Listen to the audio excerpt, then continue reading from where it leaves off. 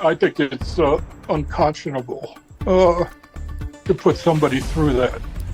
Tonight, new information on our investigation into missing military documents. One Navy vet says he's in the same boat. As you watched this time last night, you heard the story from the son of a decorated Vietnam veteran. He can't get a military headstone for his father because the Army says it can't find his discharge papers. Chief Investigative Reporter Berkeley Breen is at the Vietnam Veterans Memorial with new information on what might have happened. This is the memorial at Highland Park that commemorates the 28,000 men and women who served in the Vietnam War from Monroe County. One of them was Army Ranger and Special Forces Captain Donald Rose. Rose won a Purple Heart, a Bronze and Silver Star, and his Vietnam War pin. That is some of the evidence that George Rose has of his father's service. Donald Rose returned to Rochester to be an accountant and a Shriner. He is buried in the Veterans section at Holy Sepulchre Cemetery, but he has no military headstone because the Army cannot produce his discharge papers. When you contact the Army and you ask for this document, this discharge document, what do they tell you? That they don't have them. Dan Lynch watched this story from his home in Honeyway Falls. Lynch is a Navy veteran.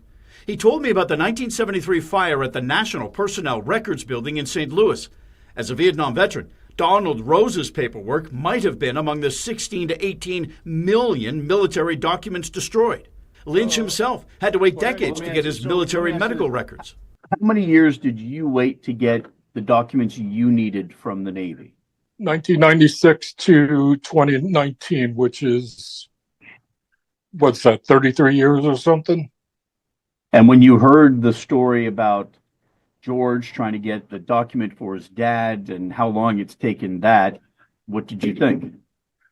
Well, I thought that first that he was in a time frame where military records would most likely be stored in St. Louis.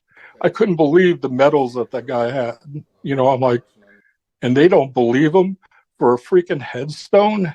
The only answer the Army can give me and to George is to file a Freedom of Information request to get his dad's discharge documents.